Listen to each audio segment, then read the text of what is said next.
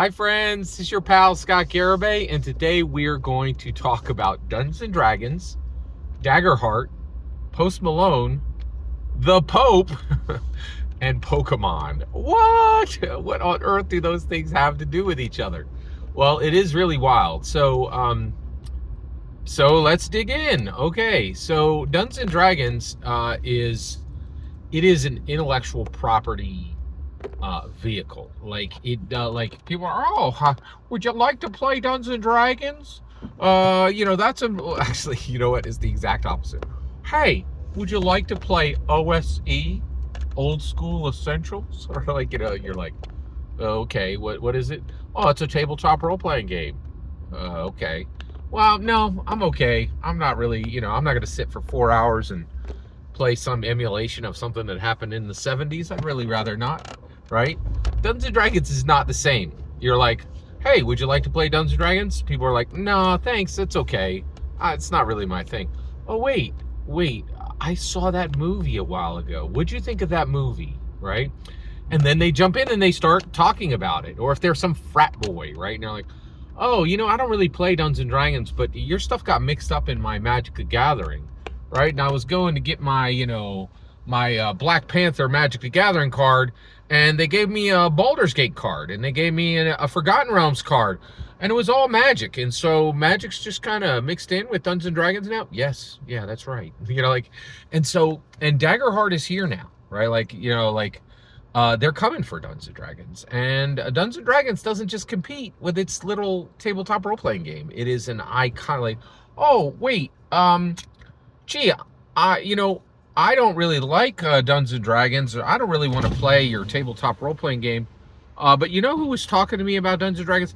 My aunt. She went to the post office, and they gave her Dungeons & Dragons cards. They gave her Dungeons & Dragons stamps, and there were dragons on it. And can you tell me why they were different colors? And get this. I'm not kidding. The Pope just got involved in Dungeons & Dragons, in my humble opinion. Oh my gosh. Yeah, did you just say the Catholic Pope just got involved in Dungeons & Dragons? Yes, he did, right? Like, by choosing a distinct action, right? So, and I believe that, and this is, and the reason why we're talking about this today is Daggerheart doesn't get away with this, right? Daggerheart doesn't get to escape this, right? Hey, I see you, Matthew Mercer, stepping up to be a feisty little scrapper, right? You think you can kill Dungeons & Dragons? Get ready to deal with the Catholic Pope. That's what it takes to beat Dungeons & Dragons.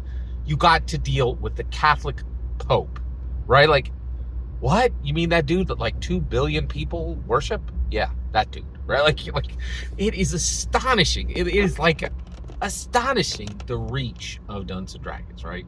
And Daggerheart is getting into this, and truly, right? Like, I'm here for it. I am here to see this battle between Critical Role and Hasbro, right? But the ramification, I don't really think Matthew Mercer. I'm really wondering if he has the wherewithal to do this. If they have the wherewithal to go down this road. All right. So how did the Pope just jump into Dungeons & Dragons scene? Okay, here we go. All right. So, Dungeons & Dragons made itself canon to Magic the Gathering years ago, okay? And now when a new Magic the Gathering card is created, it affects Dungeons & Dragons canon. There used to be a division. It was like Universe Beyond, but they're shattering all those walls. They're taking away all their divisions. They're like, no, this is just a regular release. It's just Magic the Gathering. All this is connected. There's no division between Universe Beyond. A perfect example of this is like Lord of the Rings used to be a Universe Beyond. Now it's like, oh, did you mean by Universe Beyond? I can buy it as a D&D canon sourcebook right now on the Dungeons & Dragons site. Is that what you meant by Beyond? Like, not Beyond at all, but literally canon?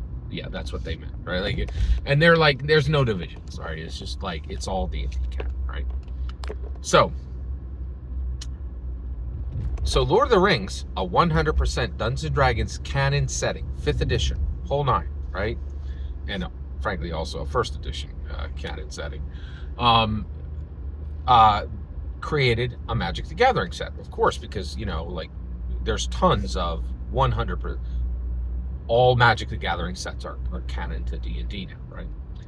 So Lord of the Rings makes this set, and they create the One Ring, okay? The One Ring was literally a singular card, and it cost $2 million. It was just, and actually everybody knew this. It was a massive event. It was literally covered in the Wall Street Journal, the New York Times. Like, this was literally international news. So this dude unpacked this card at an FLGS. It immediately went into a vault, and Post Malone bought it. And he now owns the #1 collectible card game collectible in the world, a $2 million card, which is a D&D canon card, right? The One Ring, right? And so Dungeons & Dragons has the #1 collectible card in the world, right? But maybe not now. And the reason why is the Pope. What? What on earth did the Pope do to affect valuations on Dungeons & Dragons collectible cards? Yeah, that's a great question. All right. So here's what happened. All right. Pope Leo, all right, brand new American Pope of the Catholic Church, went out and he went to see his followers, right? And one of his followers brought him a Pokemon card. It's got a Pokemon separate thing, Dungeons & Dragons. Didn't used to be. I don't know if you know this, but when Hasbro bought Dungeons & Dragons, they literally got the Pokemon collectible card game. They bought it with Dungeons & Dragons. So now it was broken off since then. But at this point, one of Pope Leo's like followers, right? Worshippers, depending on how you count it, right?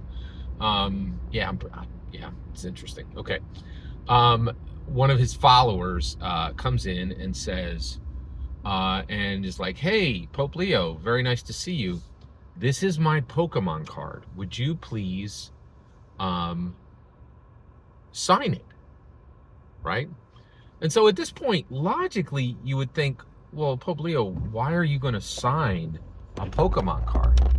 But here's the answer. I think he got it, right? The Pokemon card that his follower had him sign was Poplio. Poplio is a little tiny Pokemon. It looks like a seal, right? I play Pokemon Go, so I really enjoy it. So Poplio is a Pokemon whose name is literally like 2 characters off from Pope Leo's name, right? So Pope Leo signs the Poplio card. What? Now, I don't know if you know this right now, but Pokemon valuations are going through the roof.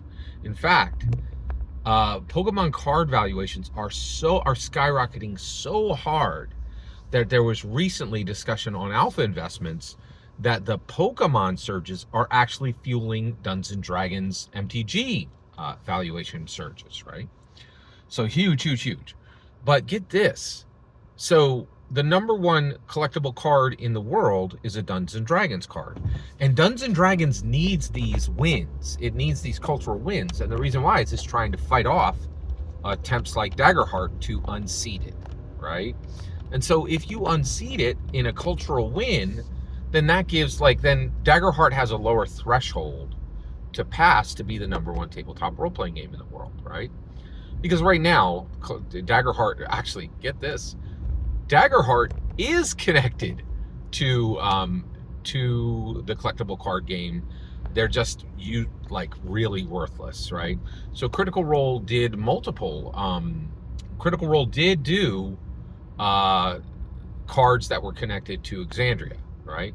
Well, how's that connected to Daggerheart? Well, Exandria is a building block. It's literally Vox Machina is literally listed literally listed in Daggerheart, right? Daggerheart is not a freestanding product from any of the Exandria material, right? Or any of the Vox Machina Mighty Nine Bell's Hells material. It's part and parcel of all of that. It's not a freestanding product, right? It literally lists Vox Machina in the book, in the rule book. It's not like in an interview, it's in the book, right? Like, it's like, yeah, this is built, using Critical Role's Exandria, segments.